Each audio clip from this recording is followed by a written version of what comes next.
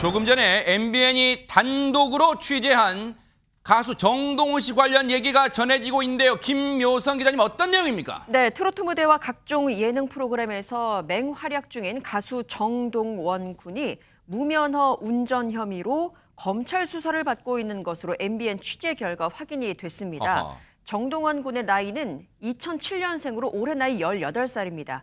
그리고 무면허 운전을 했던 시기는 정동원 군이 만 15세였던 지난 2023년 1월로 확인이 되고 있는데요. 경남 하동에서 면허 없이 자동차를 운전한 혐의를 받고 있는 것입니다. 도로교통법 82조에 따르면 만 18세 미만인 사람은 운전면허를 받을 수 없습니다. 하하.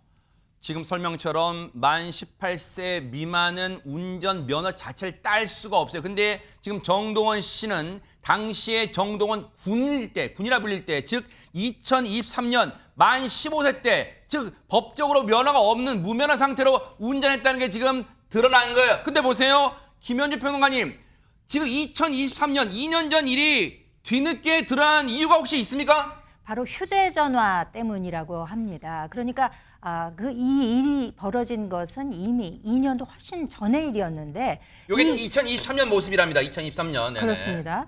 그런데 이 휴대전화를 일당이 어떤 연유에선지 갖게 되었던 모양이에요. 그래서 그 휴대전화 안에 있던 영상들을 아마 살펴보았던 모양입니다. 그래서 그 내용을 바탕으로 해서 협박을 하기에 이르렀습니다. MBN 취재에 따르면은 5억을 내놓지 않으면 이 사생활 관련을 폭로하겠다, 이렇게 협박을 했다는 거예요. 그러니까 이런 협박을 받고 1억 정도를 넘긴 뒤에 휴대전화를 돌려받았다라고 하는 것인데, 그렇지만 정작 소속사의 입장은 약간 이것과 사실관계가 좀 다릅니다. 정동원 군은 고향인 하동 근처의 산길에서 운전 연습할 요량으로 한 10분 정도를 운전을 했고, 그 모습을 동승자가 정동원 군의 휴대전화로 촬영을 했다는 것입니다. 그런데 이 촬영한 사실을 알게 된 이 공갈범들이 돈을 요구했다는 것이죠. 당시에 요구한 금액이 2억 원이라고 하고 있기 때문에 이 자체도, 금액 자체에도 좀 차이가 있습니다. 바로 이것이 무면허 운전의 증거다라고 하면서 공갈범들이 협박을 하기에 이르렀던 것인데요. 하지만 정동원 군은 이에 응하지 않았다고 지금 주장을 하고 있습니다.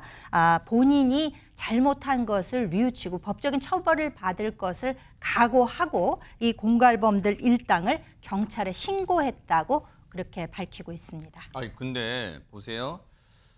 이 대목에서 이제 물론 애초의 MBN 단독 보도와 정동원 씨의 소속사가 밝힌 내용이 상당한 이제 괴리가 있는 곳은 있어요. 그럼 차근차근 저희가 해볼게요. 허준 변호사님, 곧바로 정동원 군이, 당시에는 군이니까 정동원 군이 자신의 잘못을 뉘우치고 법적 처벌을 받을 각오로 공갈범 일당을, 즉 정동원 군이 면허도 없는 상태에서 운전 연습, 차를 몰았다, 그렇게 협박을 했다는 그 공갈범을 경찰에 했다면 그 당시 2023년에 그게 수사가 됐다거나 또는 알려져야 되는데 왜 2025년 지금 이게 뒤늦게 알려진 거예요? 왜냐면 그때 경찰에 신고했다면서 어떻게 된 겁니까? 그럼 그 경찰 신고가 2년 동안 지금 조사가 됐다는 거예요. 이걸 어떻게 해석해야 되는 거예요?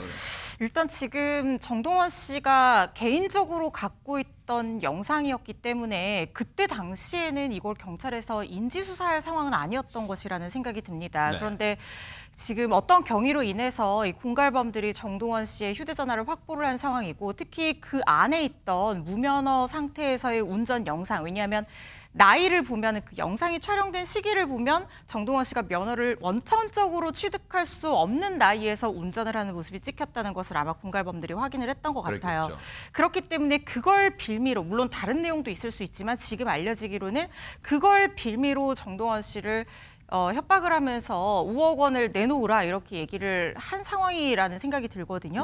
그렇다고 하면 정동원 씨가 실제로 돈을 줬든 주지 않았든 이걸 경찰에 공갈 피해를 당하고 있다고 얘기를 하는 동시에 그 피해 사실을 설명을 하게 되는데, 그렇다고 하면은 자신이 그때 당시 무면허 운전을 한 게 맞다는 걸 시인하지 않을 수가 없을 겁니다. 그렇기 때문에 신고와 동시에 사실상 처벌받을 각오를 하고 자수를 한 상태다라고 봐도 무방할 것 같다는 생각이 듭니다.